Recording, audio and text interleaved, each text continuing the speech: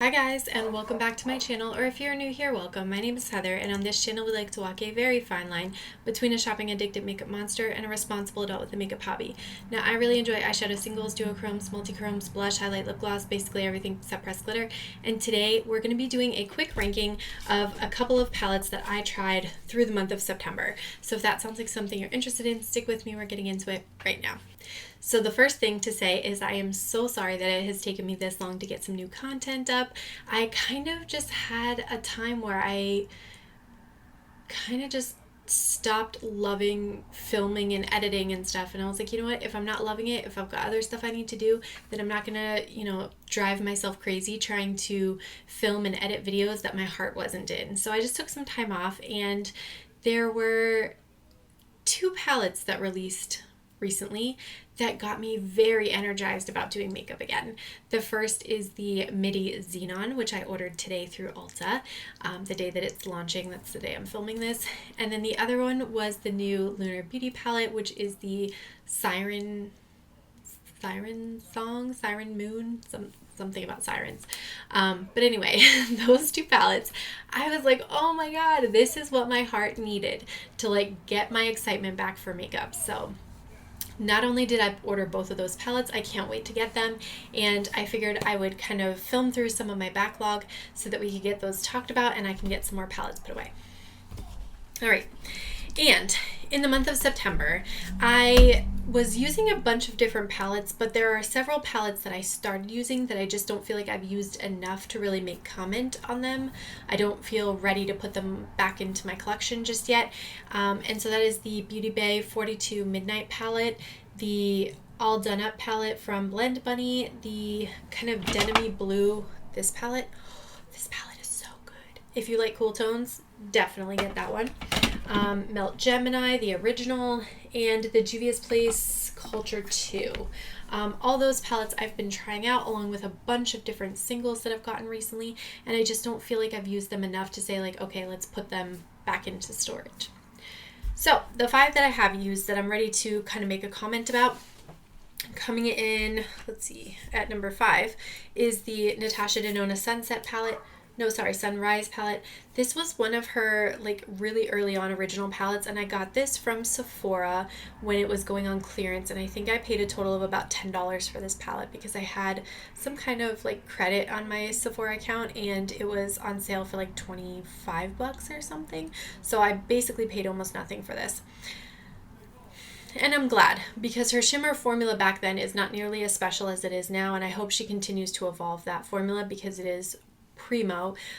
These shimmers are fine, these mattes are fine, but they're nothing super special. And I think if I had paid, I think originally these were $65 back then, I think if I had paid $65 for this, I'd be wanting my money back and then some. So I'm glad I didn't pay that much money for this one, but I'm kind of done testing it out now.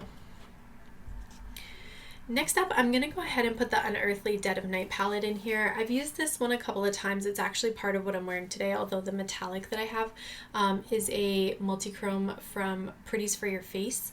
And it shifts this kind of green color into this really intense purple when you look at it from the side. But this particular palette, I like it. I like the metallics in here. I think they're pretty. The mattes in here, her formula is kind of thin, and for some reason, whenever I use it, I feel like I have to pile on the shade to try to get it to show up, and then it just kind of starts to fade almost immediately. This in my outer corner is this deep dark blue here, and it looks like a mid-tone denim blue on my lids. It's wild to me. So I get kind of frustrated. I love her packaging, I love her concepts, her color stories look really cool. I don't love the prices, I don't love the shipping fees, and for me, whenever I actually get the palettes and start using them, I'm always kind of left not fully satisfied, All right, number 3. You guys, I'm a sucker. I did not buy this palette when it originally launched, but then I kept getting regretsies, and I kept seeing people use this shade online, which is this kind of taupey beige metallic that has this green shift to it, and I was like, that is so pretty, I'm definitely gonna need that. And I ended up finding it on Mercari unused and went ahead and picked it up, and I don't regret a thing. I actually love the Oden's Eye formula, and what this palette taught me is that when Oden's Eye launches a palette, even if I don't think I'm 100% going to love all the shades in there, I should probably just pick it up, because eventually I'm going to get regretsies and I'm going to spend even more money trying to get it later than if I had just bought it in the first place. So, lesson learned. Buy more palettes. Coming in at number 2 is the Nomad Ghost Town palette. This is the Ghost Town USA palette. I love this color story. This color story, sorry guys. This color story is awesome. Even the sort of like taupey nudes that are in here are still kind of lean cool in their coloring, and I think that's really, really pretty. I love the blues that are in here, the green tones that are in here. Even this kind of like gray brown I think has a really nice quality to it. This blue shade I feel like is so different from many blues that I see in palettes, because it has kind of that robin's egg blue base, but then there's so much silvery shimmer and pigment in it that it just looks different on the lids. Like, I really like how that one looks. Absolutely. This is a really pretty kind of taupey shade, especially paired with some of these mattes here. And then I love using this silvery gray paired with this shade. The two of them are like a stunning combination. So I've really enjoyed the formulas in this particular palette. The mattes in here are stunning. The metallics go on so nicely. Their metallic formula is kind of starting to give me like a glam light vibe, in that like very buttery, silky kind of quality, and I'm not mad about that. I think that's awesome. So I really, really like this one. It came in at number 2. And then coming in at number 1, Natasha Denona, I Need a Nude. I wasn't even going to buy this palette, and then I went in stores and I swatched it, and I know what you guys are thinking. Heather, you love color. Why are you showing us this palette, and why are you saying it's your number 1 palette? That's a great question. I'm not really sure. I swatched this in store and I thought this is just a beautiful, beautiful palette. And I would say probably 2 weeks straight out of the month of September, this palette is what I was wearing every single day. The metallics in here, like especially this one and this one, are so sparkly and dimensional. I think that is like a brilliant step up in her quality since her previous palettes. Even this shade Muse is quite nice. This shade, what is it, Sheen? It's a great name for it, actually.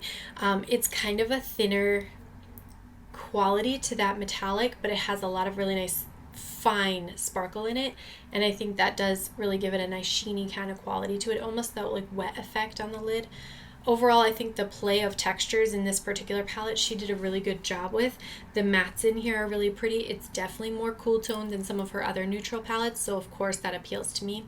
And because I liked this one so much, I was even more hype and excited when they announced the Midi Xenon, which released at Ulta today.